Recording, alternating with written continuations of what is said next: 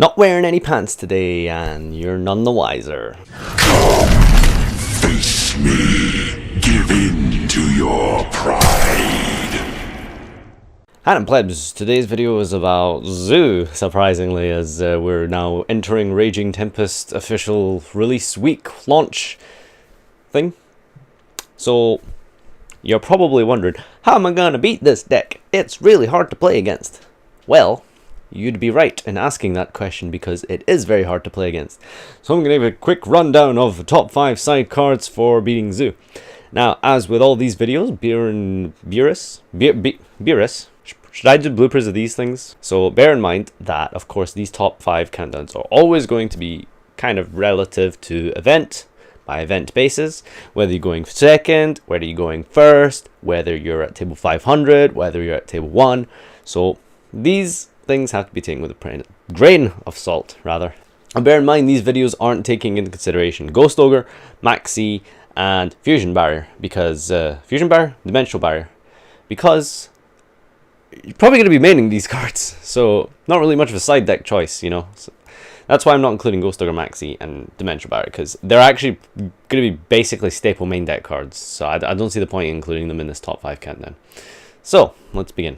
So number 5, we've got board wipes. Board wipes have generally been played in and out throughout the game's history, depending on the format. I can't actually think of a format where board wipes were good now. It's been that long since I don't know. Apparently, blowing up the field just got power creeped somewhere down the line. Destroying all monsters got power creeped. But this is one of the decks where board wipes are really good against, because you're dealing with something like a Drancia on the field and another XC. Sometimes a Kaiju as well. It's a pretty big board to deal through. Generally, most of the time, the problem card is the Drancia. Getting over that thing can be kind of tough because they pop your guy, and then if you attack over it, well, they're going to Viper it. So, or Whiptail, I think it's called now. So getting their monsters off the field means that you're able to make your plays and combos without having to deal with Drancia.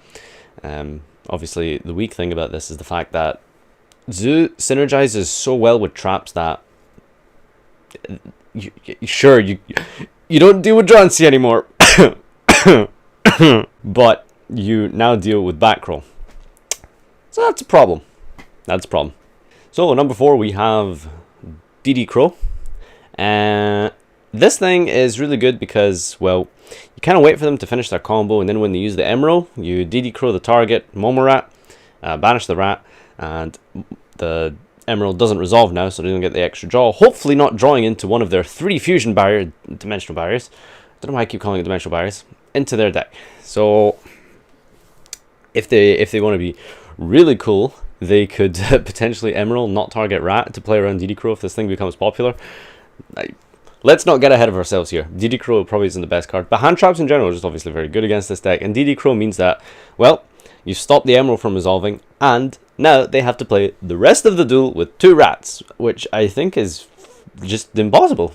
So, yeah, DD Crow's pretty up there. It's really good. Number 3, we have cherries. So, Geist und Schneehasse, as I like to say it, because when I was living in Germany, I won a pack at locals, and the first card I ever pulled in German soil was a Ghost Ogre, and it had that funny name. So, anyway, that's not the point. What was I talking about? I was talking about cherries. Cherries isn't Ghost Ogre. Why did I say that?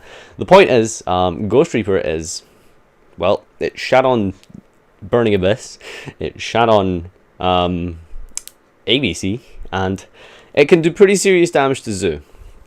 Obviously, the deck can still function without it, but if you reap something like Drancia, well, they're making a good first turn board with basically just a rank 4. Which isn't very strong. Having just the other, like, Zoo cards, XC cards, just isn't doing much, you know, because the whole point of Drancia is the fact that you can banish shit with the Viper in your hand and then pop your cards, not during the player's turn. So, yeah, if you can just get rid of Drancia, that can be really good. Problem with this card, of course, is the fact that you can't play it outside of turn 1, essentially. If you draw it for your 6th card, well, you're not really doing anything with it in your hand, are you? Until next turn, so it's pretty dead. But in general, you know, if you've been watching the OCG lists with my This Week in Yu-Gi-Oh!, which you should all watch, did mention and showed some of the deck lists. A lot of them were running multiple hand traps. So yeah, Ghost Ogre is good, but you know, if you I keep saying Ghost Ogre, Ghost Reaper is good, but if you combine it with something like Ghost Ogre and Maxi all in the same deck, which Zoo can do, just playing pure Zoo with like 10 hand traps, yeah, you're gonna draw one of them that will essentially just end their turn. So Ghost Ogre obviously being better, but yeah, Reaper has its uses. It's really good. It's really strong. Number 2 is artifacts. So these are going to get really popular with Eidolons coming out next set, which is 2 weeks from now, basically. Eidolon Artifact is a decent deck, and one of the strengths of it is the fact that they can just literally just Sanctum, Scythe, thanks for coming. It's basically like a poor man's D-Barrier. Well, it's like D-Barrier with the garnets. That's really all the artifacts are. Sanctum is a pretty good card, and surprisingly, so is Scythe. So yeah, if you go first, obviously this isn't very good going second at all, unless you want to set Sanctum and pass and then moral attack them on their turn. It's really bad, don't do that. Yeah, if you just Scythe them, hopefully they open Twin Twister and they Twister your Scythe and you chain it. That'd be pretty funny. But yeah, getting Scythed in 2017 is just a past turn. It's almost like getting Dimensional Barrier to a Scythe is like your opponent activating Upstart. Eh? Well, anyway, the point is that basically this is literally just auto win for the turn. They can potentially set their own D-Barrier and stop you from playing, of course, but hopefully you've made a board at this point and then set your Scythe. Hopefully. The point is, yeah, Scything people is just really fucking strong, and what does Rat like dot deck do if it can't Xyz summon? Not a lot. Number 1, we have my little bit bias here because I think this is pretty trolly and funny. The Chain Disappearance. Obviously don't play this going second, or you can go play it going second. See, the advantage with next format is in Zoo Mirrors, it doesn't really matter if you play traps going second, because the idea is you're probably going to out their board. So I mean, if you're playing something like Kaiju Zoo, you can just Kaiju the field, set a D-Barrier, and you've essentially broke the board and won, because now you're upstarting on their turn. Haha. But really, you know, playing these traps is pretty decent. It doesn't really matter if it's going first or second. You know, even the other cards I mentioned, like the board wipes, you go first with it. It's probably the worst one, which is why I put it at number 5. But, you know, at number 1, when you have, like, traps, you can easily just play traps in your main deck, and you can just win, even if you go second, because, you know, it's really easy to break Zoo boards. Zoo is really strong just because of the fact that it can come back turn after turn and make huge advantage, and just generates so much advantage. It's just a fucking amazing engine that way. But, you know, if you're able to break their board and then set something really deadly like a Chain Dis or Deep Barrier or Sanctum, you just win. So, yeah. A Chain Dis is really funny because, well, unless they're playing Levier and they draw Terror Top the next turn and then they Levier back a Rat, this still doesn't really do anything, to be honest with you. So, yeah, if you get rid of the Rat somehow, there's that. Yeah. So that does it for my top 5 countdown. It's been pretty quick. Just thought I'd give you a rough idea of how to play this game going forward. And yeah, we narrowed it down to some decent side deck cards. Like I said, Maxi, D-Barrier, and Ghost Ogre not included because of the fact, well, I really think that you should be main decking these. So there's no surprises there. Would you be shocked if I put Ghost Ogre or Maxi as number 1? You probably wouldn't be. Because like Maxi against Rat, well, scoop.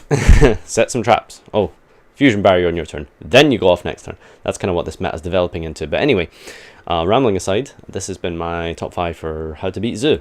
Now, hopefully, if you've watched this far, you're going to comment below in the description saying hashtag Team No Zoo. And if you're part of hashtag Team No Zoo like me, I'd like to know what deck you're playing against Zoo. If you are playing Zoo, well, you're a meta pleb. But in all seriousness, I hope you enjoyed this video. Let me know what your suggestions are. If I said anything wrong or whatever, please correct me. And most importantly, hashtag Team No Zoo. I'd love to know what decks you guys are going into the next format with if it's not Zoo. All must die.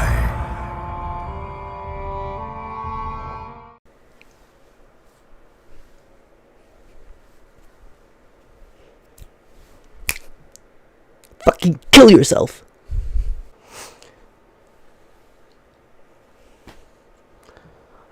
I don't even remember my count now. Where the fuck's my notes? I don't remember what's number 1. Where is it? Where the fuck is it?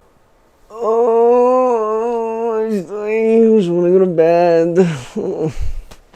So for number 3, we have Geistug. Why did I say it in German? I just... When you get SCYTHE format, it's basically like when you get SCYTHE format, it. What did I even just say? What did I say?